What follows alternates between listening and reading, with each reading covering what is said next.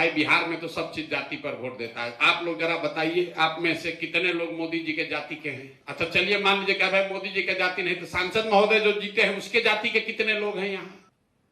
चुप, तुरंत आदमी कहेगा भैया वो तो मोदी जी के नाम पर, मोदी जी का करिश्मा है इसलिए दिए हैं। तो करिश्मा है तो जाति नहीं समझ में आता है ना।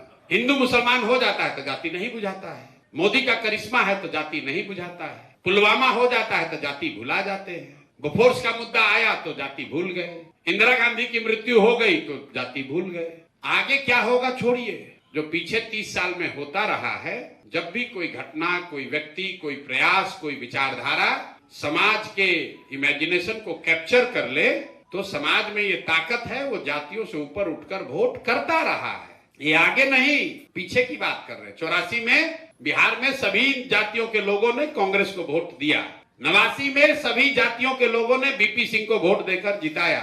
2014 में सभी जातियों के लोगों ने मोदी जी को जिताया। 2019 में पुलवामा के नाम पर सब लोग मिलकर जाकर भाजपा को वोट दिए। तो आगे भी दे सकते हैं। कई आदमी तुरंत कहता है अरे ये तो लोकसभा का नाम पे एग्जाम्पल दिए, हम न जानते हैं। विधानसभा में ही नहीं होता, विधानसभा में तो जतिये पर वोट पड़ेगा। आप देखिए 2010 में नीतीश कुमार और भाजपा वाले लोग बिहार में चुनाव जीते। कितना सीट आया? 206।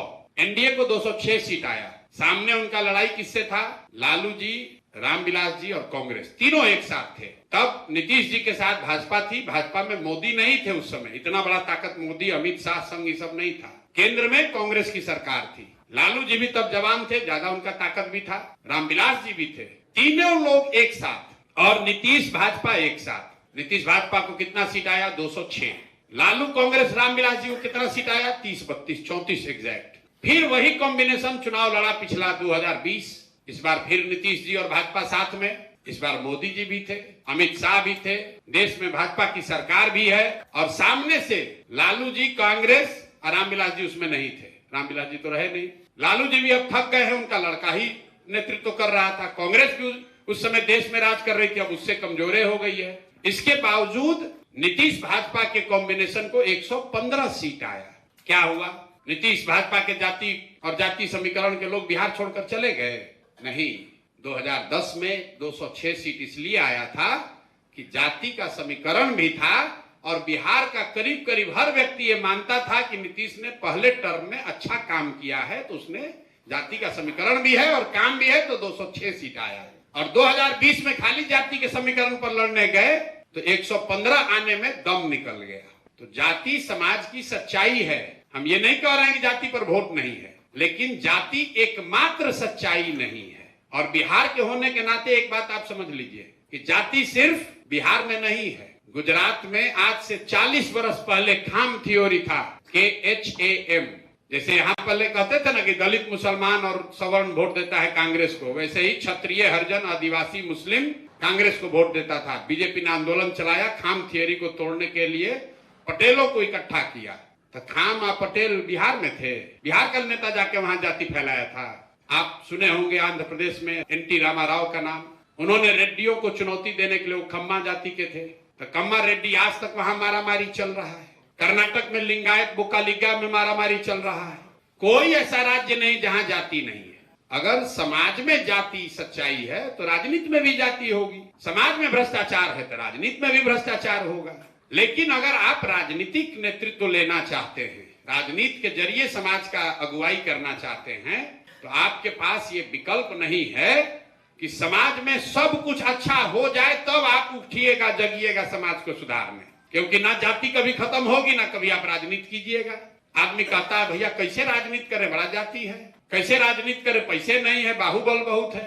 तो भैया ना जाति खत्म होगा, ना कभी आप राजनीति करने आइएगा। और अगर जाति खत्म हो ही जाए, बाहुबल भ्रष्टाचार खत्म हो ही जाए, तो फिर आपका जरूरत क्या है? जो ठीक करेगा उसी को राजनीति करना चाहिए। भैया जगह बनानी पड़ेगी, जब मन बनाइएगा तो जगह अपने आप बनेगा। इस बात को समझने की जरूरत है कि बिहार में किसान आंदोलन क्यों नहीं होता है, बिहार में कोई किसान नेता क्यों नहीं पैदा हुआ। हर जाति का नेता है, जातियों में उपजातियों के नेता हैं। यहाँ पर शिक्षक नेता है, डॉक्टर नेता है, वकील नेता है, किसान नेता नहीं है। क्यों? बिहार में किसान को लेकर या किसान के विषय को लेकर कोई नेतागिरी इसलिए नहीं होती है, कोई किसान नेता इसलिए नहीं हुआ क्योंकि बिहार में विशुद्ध तौर पर किसानों की संख्या बहुत कम है। अब आप कहिएगा ऐसे कैसे है, हर गांव में हर घर में खेती हो रहा है। उसको समझिए, किसान वो है जिसके पास जमीन है वो खेती करता है। तो बिहार में जिसके पास जमीन है वो खेती नहीं करता, वो खेत रेंट पर देता है। तो उसको इससे मतलब नहीं है कि धान का दाम इस बार 1600 हुआ कि 1900 हुआ। उसको मतलब है कि बटाई का हमको आधा रुपया मिलना चाहिए। और जो आदमी एक्चुअली खेती कर रहा है वो किसान नहीं है, वो विशुद्ध तौर पर मजदूर है, जिसने जमीन रेंट पर लिया है और अपने शारीरिक श्रम के एवज में अपने बच्चों के खाने भर उससे उपजा रहा है। वो किसान नहीं है।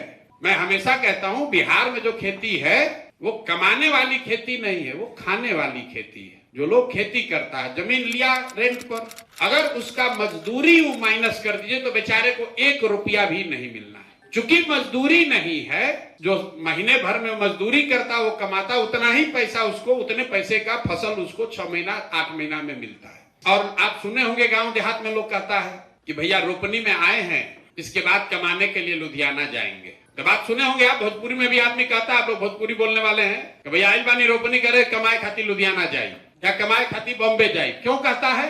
क्योंकि रोपनी करने आया है कि इतना उपज हो जाए कि बाल बच्चा भूखे ना मरे। 6000 8000 कमाने के लिए बाहर जाता है। इसलिए बहुत कम आप गांव में जाकर देख लीजिए, हम भी 5000 गांव में जाकर इस बात को हमारे मन में आया, पढ़ा, हमने समझा, उसके बाद जाकर गांव में भी देखा। अगर 100 आदमी खेती कर रहा है तो उसमें इक्का दुक्का ही ऐसा आदमी है जिसका जमीन भी है और वो खेती भी कर रहा है। तो चूंकि किसान यहाँ है ही नहीं, इसलिए किसान का आंदोलन नहीं होता है।